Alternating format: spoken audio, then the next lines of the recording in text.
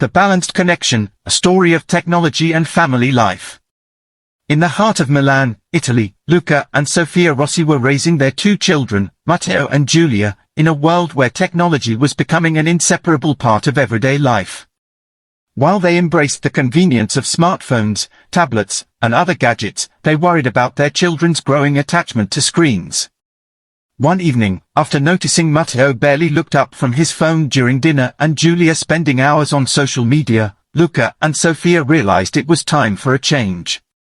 They wanted their children to enjoy the benefits of technology without losing touch with the real world, the joy of face-to-face conversations, outdoor play, and family bonding. The next morning, Sofia gathered the family in the living room.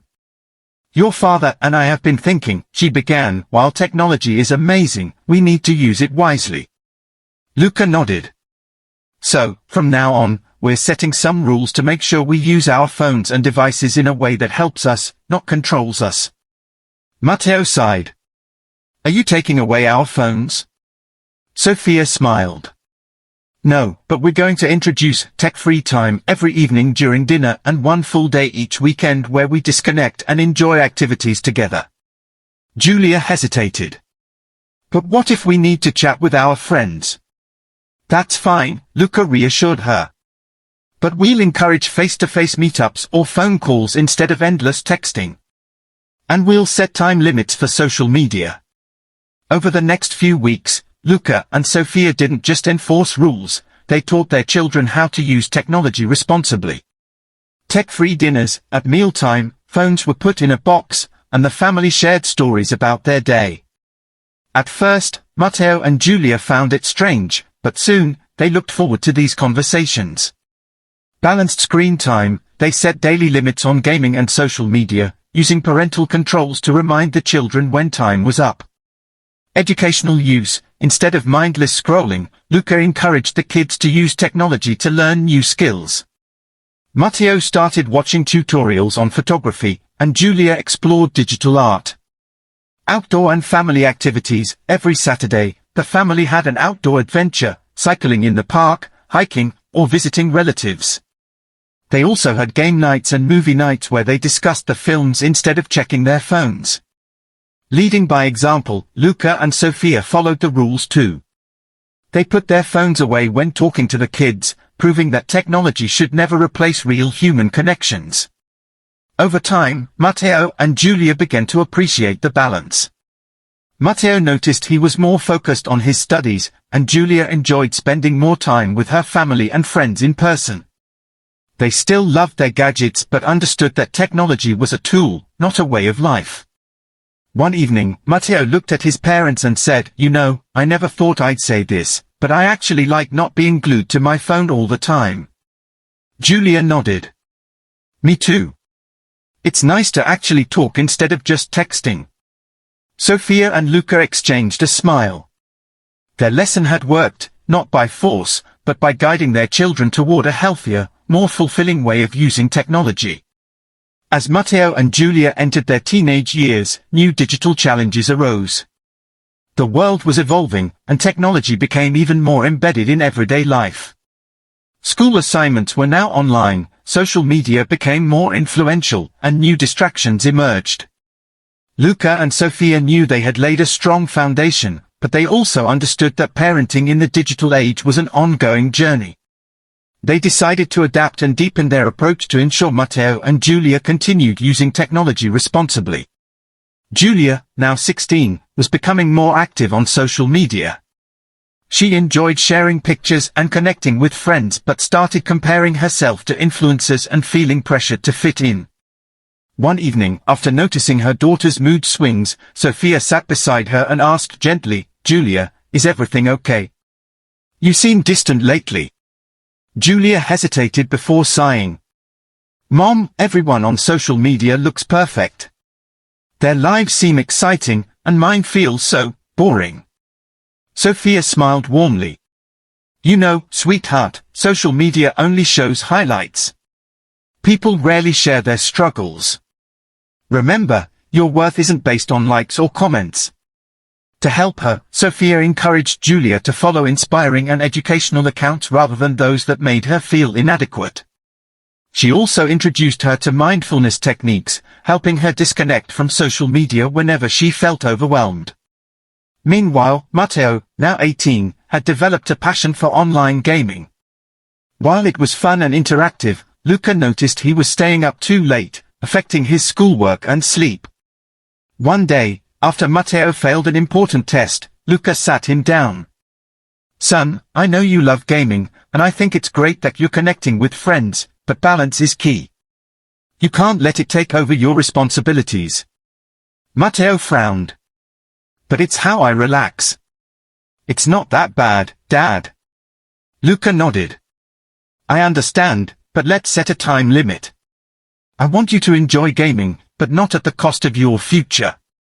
Together, they created a schedule that allowed Matteo to game while prioritizing his studies and health. Luca also encouraged him to explore game development, turning his passion into a productive skill. Despite these challenges, the Rossi family remained close. They continued tech-free dinners, had digital detox weekends, and enjoyed quality time together. To keep up with modern times, Luca and Sofia also embraced technology creatively. Virtual learning, they encouraged their children to take online courses in areas they loved. Matteo studied coding while Giulia explored photography. Healthy digital habits, they set no phones in the bedroom rules to improve sleep and reduce distractions. Cyber safety awareness, they educated their kids on online privacy, cyberbullying, and responsible internet use. When Matteo and Giulia left for university, they faced a new test: independence. Would they stick to the values their parents had instilled? At first, the freedom tempted them. Matteo sometimes stayed up late playing games, and Giulia found herself scrolling endlessly through social media. However, they soon remembered their parents' lessons. One day, Giulia called home. "Mom, Dad, thank you. I never realized how important balance was until now. Some of my friends are struggling with phone addiction, but I know how to manage my time." Matteo added, "Yeah, and I've even started coding my own video game instead of just playing. You guys were right, technology should work for us, not control us." Luca and Sofia beamed with pride. Their efforts had paid off. They had not only raised responsible digital users but also well-rounded individuals who understood the true essence of human connection. Years later, Matteo and Giulia became parents themselves. They found themselves facing the same digital challenges with their own children. But this time, they knew exactly what to do. They passed down the same lessons their parents had taught them, ensuring that technology would always be a tool for growth, not a barrier to real-life relationships. And so, the legacy of the Rossi family continued, a legacy of love, balance, and wisdom in an ever-changing digital world. Years passed, and Matteo and Giulia built successful careers while keeping a strong bond with their parents, Luca and Sofia. Matteo became a tech entrepreneur, developing innovative gaming platforms that promoted educational content, while Giulia turned her passion for photography into a thriving career. As they started their own families, they faced the same digital challenges their parents had prepared them for. But this time, they knew how to approach it differently, balancing the benefits of technology while preserving real-life connections. Raising digital natives. Matteo married Clara, a software developer, and they had 2 children, Lorenzo and Emma. Unlike Matteo's childhood, where technology was still emerging, Lorenzo and Emma were born into a world fully dominated by digital screens. One evening, Matteo noticed that Lorenzo, just 6 years old, was spending hours watching videos on a tablet. Emma, only 4, had learned to unlock phones and navigate apps effortlessly. Concerned, Matteo and Clara decided to establish the same rules he had learned from his parents. "Lorenzo," Matteo said one evening, kneeling beside his son, "we need to make sure you use technology for learning and fun, but not too much. Let's set some rules, okay?" "But Dad," Lorenzo whined, "all my friends play games all day." Matteo smiled. "I know, but remember what Nonno Luca taught me. We should use technology wisely. I'll tell you what, we'll have screen-free family nights, and I'll teach you how to build your own video game instead of just playing them." Lorenzo's eyes lit up with excitement. Really? I can make my own game. Absolutely, Matteo nodded. And we'll also have outdoor time, like I did with my dad. With these new traditions, Lorenzo and Emma learned the importance of balance, just as their father had. Meanwhile, Giulia and her husband, Marco, were raising a teenage daughter, Isabella, who was deeply immersed in social media. Unlike Giulia's own teenage years, where she had only begun exploring online spaces, Isabella's entire social life revolved around digital interactions. One evening, Isabella burst into tears after scrolling through her phone. "What's wrong, sweetheart?" Giulia asked, sitting beside her daughter.